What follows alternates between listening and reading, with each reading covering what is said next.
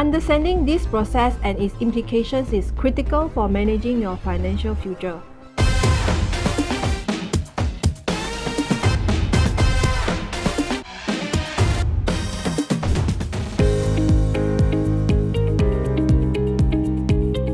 Welcome to Real Estate with Jean and Andrew. 找房找屋啦! In this video, we will share valuable insights about real estate. To add value to our clients and viewers. Today, we are diving into the topic, My lease is decaying. What should I do? Let's get started. In Singapore, where leasehold properties are commonplace, typically 99 years, the concept of lease decay, the reduction in property values as the lease shortens, is a significant concern.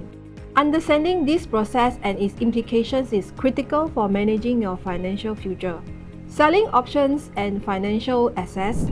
Here's what you need to know how to protect your investment. what is lease decay and why does it matter? Lease decay occurs as the remaining lease term shortens, leading to a decline in property value. In Singapore, properties are returned to the state when their lease ends, with no compensation as demonstrated by 191 units at Geylang Lorong 3 in 2020, which were returned to the state after a 60 years lease expired. While property's value may hold steady for the first 40 years of a 99-year lease, depreciation accelerates after that due to reduced perceived future rental income. This effect is visualized through Bala's curve, a graph illustrating the inevitable value decline over time. However, some properties like Neptune Court and Mandarin Gardens define this trend, showcasing that location uniqueness and demand can impact resilience against lease decay. Private versus HDB leasehold properties. Private and HDB leasehold properties experience lease decay differently. Private leasehold properties, these often serve as investment assets. Buyers expect both rental income and capital appreciation, making older units less attractive. Research indicates private leasehold resale prices drop by 30% after the 20 years mark. Financing restrictions also make older private properties harder to sell. HDB leasehold properties, HDB flats, designed for owner's occupancy, depreciate more slowly, with resale prices dropping by only 3% after 20 years.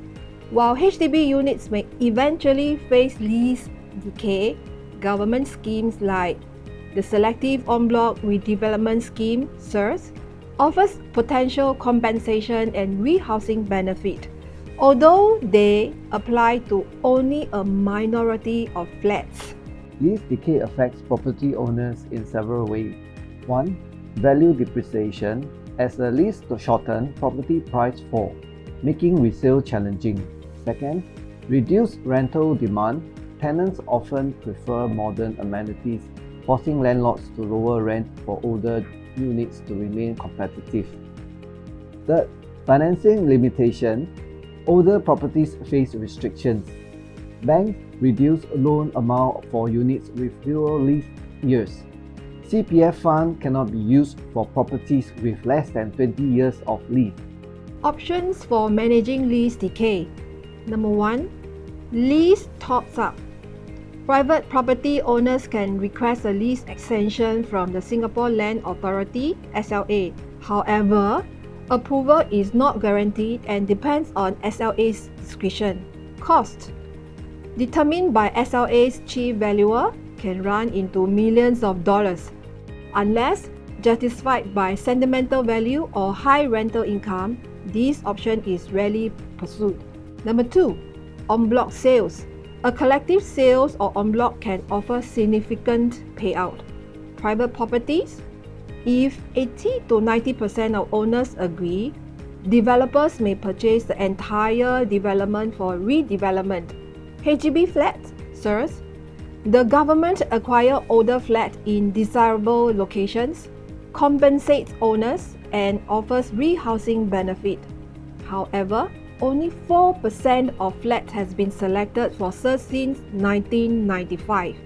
HDBs never volunteer early redevelopment schemes versus targets flats over 70 years old, but its execution remains uncertain with less generous compensation than sales.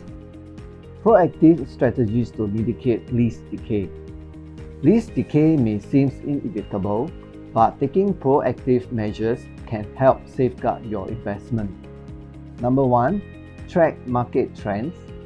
Monitor property market and look for indicators like upcoming MRT lines or redevelopment projects that may temporarily boost property demand, even for aging properties. This creates an opportunity to sell at a better price. Number 2. Plan an exit strategy. Aim to sell before your property reaches the 40-year mark, when depreciation accelerates. Selling early ensures a larger buyer pool and better financing options for potential buyers. Number 3. Target the right buyers. Although lease decay reduces demand, there are still buyers, including families seeking affordability or expats looking for short-term housing.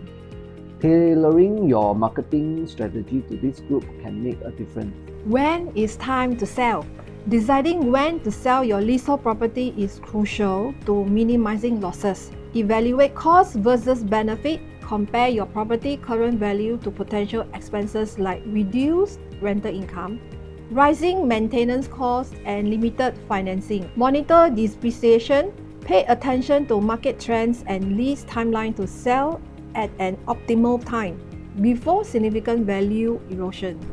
Lease decay is a reality for leasehold property owners in Singapore, but it doesn't have to be a financial downfall. By staying informed, monitoring trends, and planning a timely exit strategy, you can maximize your investment value. As your trusted property consultants, we are here to help you explore your options in the real estate market. If you have any questions or need assistance finding the right property, please don't hesitate to reach out. You can contact me at 96671431 or Andrew 96264413. Together, let's make the best property decision for you. Thank you for tuning in to Real Estate with Jean and Andrew. 找房找屋啦 If you found this episode helpful, please like, share, and subscribe for more insights. We'll see See you you next next time. time.